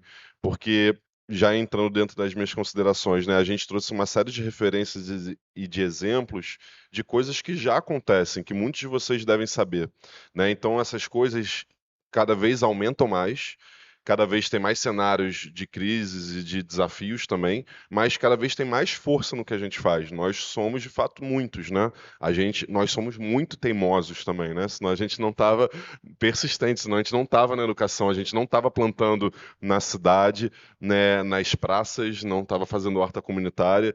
E isso é uma expressão de como a gente vai persistir, porque a gente tem uma visão diferente, né? A gente tem uma visão de que a gente quer fazer a transformação, a gente quer ser essa transformação de uma maneira mais harmônica, de uma maneira mais conectada com a natureza. Então, se a gente parte dessa visão, qualquer tipo de negócio que a gente resolver fazer, seja eu tenho uma ideia para reaproveitar as tampinhas das garrafas e transformar em shape para skate, como tem um projeto desse na Rocinha, por exemplo. Essa pequena ideia, se você tiver uma visão por trás dessa ideia, dificilmente essa ideia vai colapsar, ou ela vai ser subvertida para essa lógica do negócio puro ou simplesmente do lucro. Não, porque você que está construindo e tocando essa ideia, você tem uma visão por trás.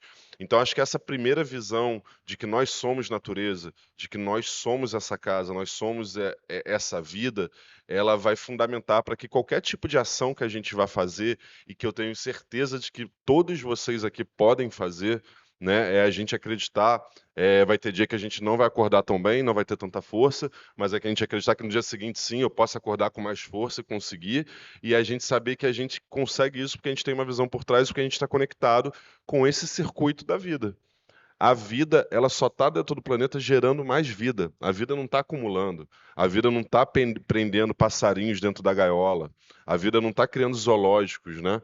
O ser humano ele faz isso, mas a vida não, a vida está ali para gerar mais vida. Se a gente entrar dentro desse circuito, qualquer uma das nossas ações, ou das nossas ideias, ou das nossas profissões, né, ou das nossas percepções de coisas que a gente tem que melhorar também, né, dos meus erros que eu sei que eu tenho e que eu preciso melhorar, elas vão passar por esse contexto. E eu acho que isso é importante para a gente saber que a gente nós somos as pessoas por quem nós estávamos esperando, né? Nós somos essa mudança que a gente quer ser. E a minha ideia e a minha sugestão, eu falo isso para as crianças, eu falo isso para mim o tempo todo e para as pessoas, é para a gente ser essa natureza. Então, que vocês sejam essa natureza e que vocês se sintam gigantes, porque a natureza é gigante e a natureza é mágica, né? Ter um filho crescendo, ter uma planta nascendo e gerando fruta, você fala assim, cara, a natureza é muito mágica. Se eu sou natureza, então eu também sou mágico, eu também sou gigante. Né? Apesar da gente ser uma partícula pequena no universo, mas a gente ao mesmo tempo é gigante. Então, esse seja a natureza e se entenda como essa natureza rica, biodiversa e gigante, eu acho que é muito importante para a gente escolher qualquer passo que a gente for dar, pensando na construção de algo mais sustentável, mais harmonioso, né, que respeite esses ciclos. Não, muito legal. E assim, cada coisinha que a gente faz não é pouco, gente. Eu acho que isso dentro da sustentabilidade é um mantra, né? Não deixe de fazer por achar que é pouco, né? É claro que se a gente tiver um projeto estruturado, um projeto gigantesco, com 1 milhão de stakeholders, sempre melhor. Mas se a gente não pode ter isso imediatamente, começar com o pequeno, porque vale muito a pena e faz a diferença. Ó, a gente passou até do horário que já era passado, que eu falei, então são 8:55, está todo mundo aqui ainda, o que eu acho maravilhoso, porque é sinal de que foi inspirador, né, o que vocês trouxeram. Então, eu queria muito agradecer a generosidade, Ana, Tomás, acho que foi ótimo, aprendi pra caramba, saio daqui super inspirada. E vocês por terem ficado até agora, a gente atrasou um pouquinho no início, mas valeu a pena, acho que foi muito bacana. Giovanni, eu passo para você ou encerro? Posso encerrar? Então, declaro aqui encerrado o nosso encontro, mas que surjam muitas conexões a partir daqui, que a gente consiga proliferar muitas dessas ideias bacanas que a gente trouxe inspiradoras, tá bom, gente? Muito Muito obrigada. obrigado, pessoal.